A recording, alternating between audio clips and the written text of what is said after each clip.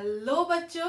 तो कैसे आप सब लोग। आज हम पढ़ेंगे मेंडल की दिए जाने वाली laws, that is Mendel's law of inheritance.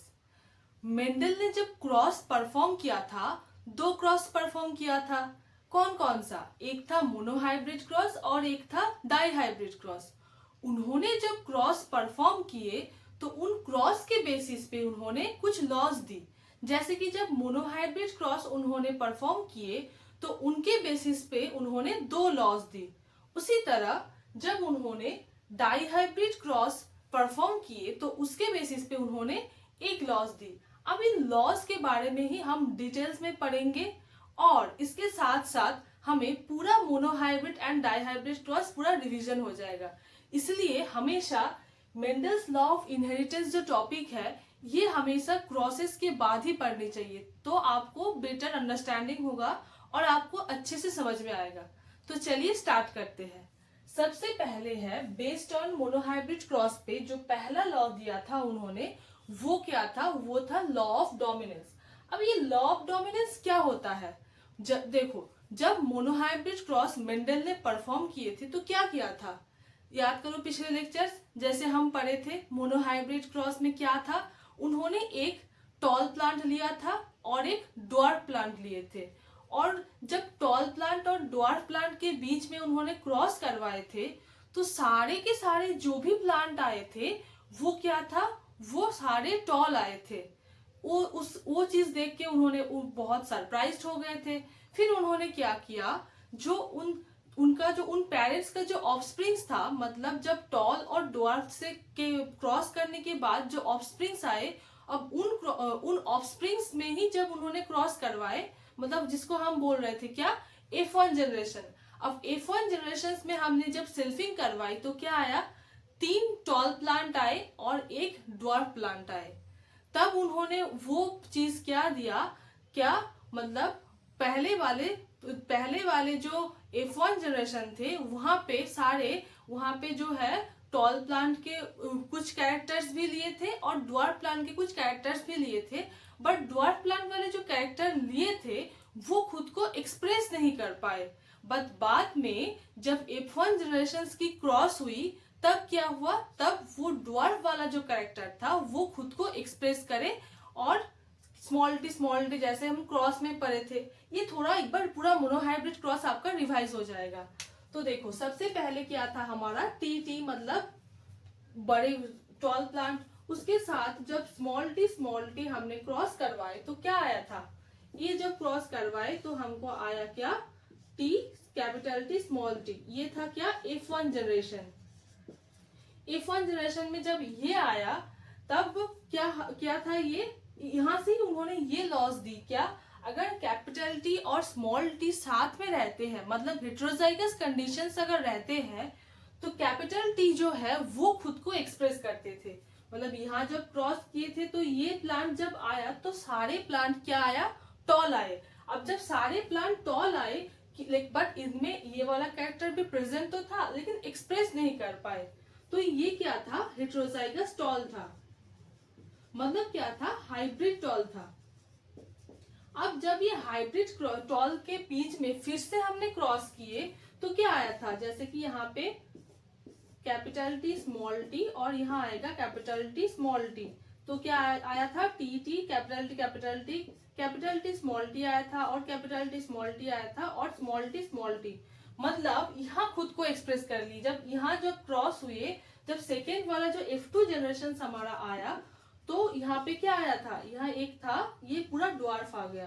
अब ये ड्वार्फ आने की वजह से ही उनको ये पता चला कि जब कैपिटल टी और स्मॉल टी साथ में रहते हैं तो जो है टॉल वाले जो कैरेक्टर है वो एक्सप्रेस करते हैं। और यहाँ पे ये जो क्रॉस करवाए यहाँ पे आया क्या? ड्वार्फ आया। तो ये जो क्रॉस था ये कौन सी क्रॉस था? ये था मोनोहाइब्रिड क्रॉस। अब मोनोहाइब्रिड क्रॉस के बेसिस पे ही उनको समझ में आया क्या? When an inherited pair of two alleles, जब दोनों एलिल्स साथ में प्रेजेंट रहते हैं, मतलब कैपिटल टी और स्मॉल टी, जब दोनों एलिल्स साथ में प्रेजेंट रहते हैं हेटेरोजाइगस कंडीशन में, तो the allele which is expressed, जो एलिल एक्सप्रेस होते हैं उसको बोलते हैं क्या? Dominant allele. एंड जो एलिल एक्सप्रेस नहीं होते, मतलब while the other is recessive, मतलब जो एलिल एक्सप्रेस होते हैं वो होता है क्या, डोमिनेंट, और जो एक्सप्रेस नहीं होता वो होता है क्या, रिसेसिव। तो जैसे यहाँ पे यही एग्जांपल है, जैसे कि ये जो कैपिटल टी वाला जो एलिल है वो क्या हो गया, वो हो गया डोमिनेंट, और स्मॉल टी वाला जो एलिल है वो हो गया रिसेसिव। तो ये उन्होंने इस लॉज को दिया क्या, लॉ ऑफ डोमिनेंस। अब नेक्स्ट जो लॉ उन्होंने दी वो क्या था, वो था लॉ ऑफ सेग्रीगेशन, मतलब law of purity of gametes. अब ये लॉ ऑफ सेग्रीगेशन क्या बोलते हैं, लॉ ऑफ सेग्रीगेशन मतलब law of purity of gametes, इसका नाम है क्या, law of purity of gametes.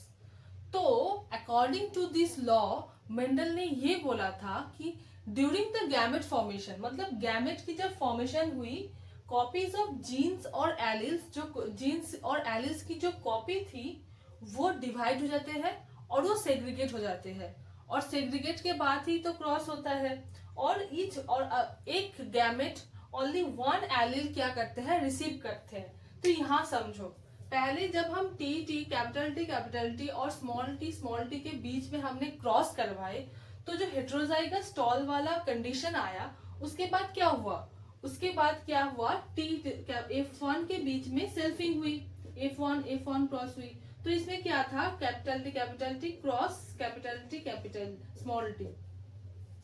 अब जब इन दोनों के बीच में हमने क्रॉस करवाए तो F2 जनरेशन आया। अब क्रॉस जब हुआ तो गैमेट्स अलग हो गए, गैमेट्स जैसे कि यहाँ देखो, यहाँ कैपिटल टी एक साइड लिखा और स्मॉल टी, ऐसे ही यहाँ कैपिटल टी स्मॉल टी, ये जब गैमेट्स जब अलग अलग हो गए तो उन लॉस को हम बोलते हैं क्या, लॉ ऑफ सेग्रीगेशन। तो during the gamete formation copies of genes or alleles are divided or segregated such that each gamete receives only one allele। मतलब ये देखो, ये गैमेट्स है, अब ये गैमेट्स क्या किया, एक एक जो है एलिल रिसीव किए, मतलब यहाँ जो है कैपिटल टी वाला एलिल रिसीव किए, ये स्मॉल टी वाला।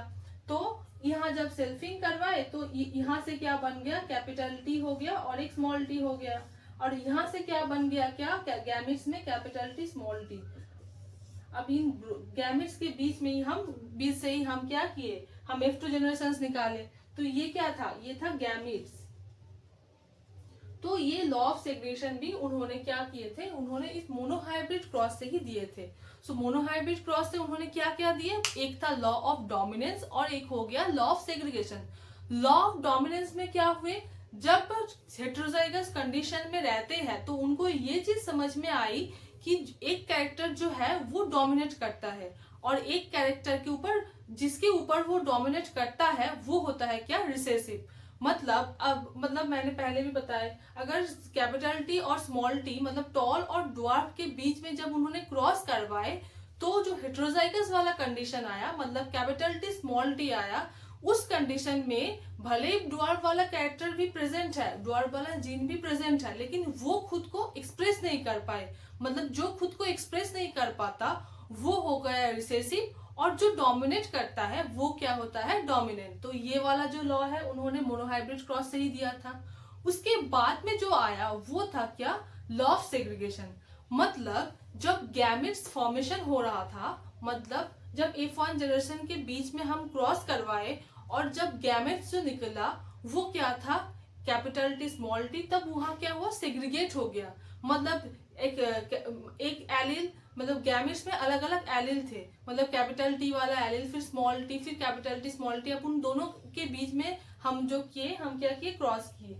तो ये जो अलग हो जाने की जो प्रोसेस है, वो जो अलग हो जा रहे थे तो उसको उन्होंने क्या बोला, लॉ ऑफ सेग्रीगेशन। तो मोनोहाइब्रिड क्रॉस से उन्होंने दो लॉज दी। अब हम देखेंगे कि डाइहाइब्रिड क्रॉस से उन्होंने क्या लॉज दी। डाइहाइब्रिड क्रॉस से उनका सिर्फ एक ही लॉज था, जो कि था लॉ ऑफ इंडिपेंडेंट असॉर्टमेंट। अब डाइहाइब्रिड क्रॉस में मेंडल ने क्या किया था, डाइहाइब्रिड क्रॉस के केस में मेंडल ने दो कैरेक्टर लिए थे, एक था क्या, सीड की शेप, और एक था सीड की कलर।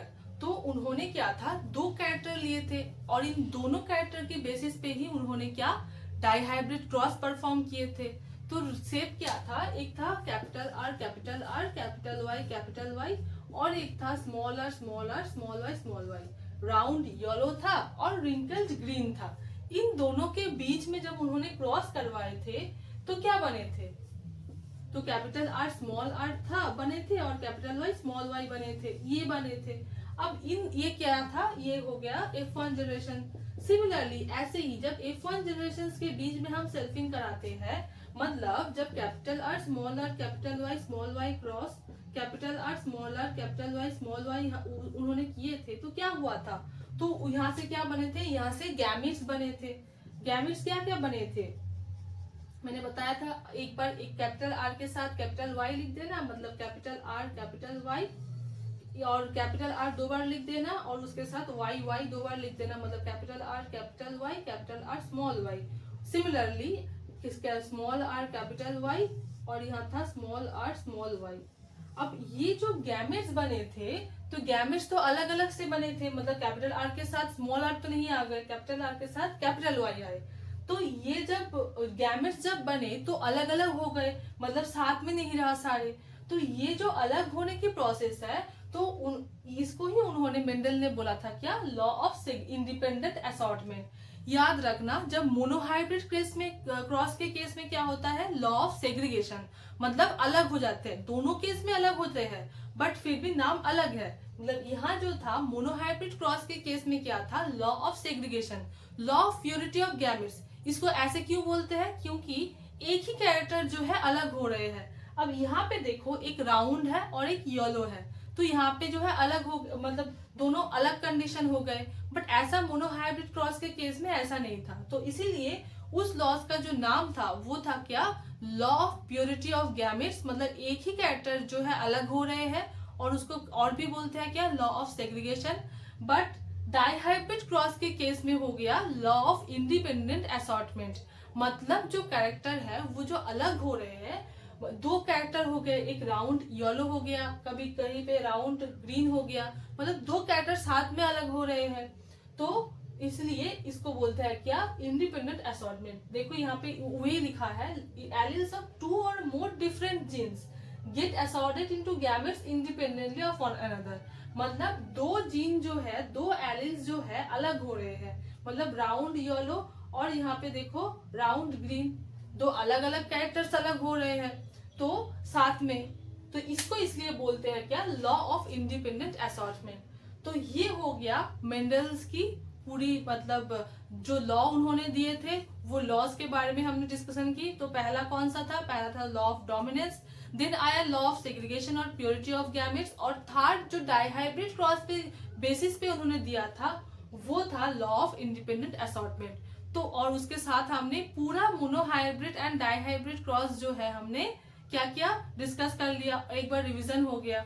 तो आज के लेक्चर में यही सिर्फ था मेंडल की law of inheritance. I hope कि आपको मेंडल की लॉ ऑफ इनहेरिटेंस के बारे में पूरा समझ में आए हो। अगर आप पिछले लेक्चर्स नहीं देखे तो वो जरूर देखना, क्योंकि वहां पे मैंने जो है monohybrid cross and dihybrid cross बहुत ही डिटेल्स में समझाया है। यहाँ मैंने बस रिवीजन किया। तो अगर आपको ये यहाँ पे समझ में नहीं आ रहा है मोनोहाइब्रिड डाइहाइब्रिड क्रॉस, तो पिछले वाले लेक्चर्स जो है वो जरूर देखना। अगर कुछ समझ में ना आए तो मुझे कमेंट सेक्शन में जरूर बताना वीडियो कैसे लगी। तो thank you so much, all the very best.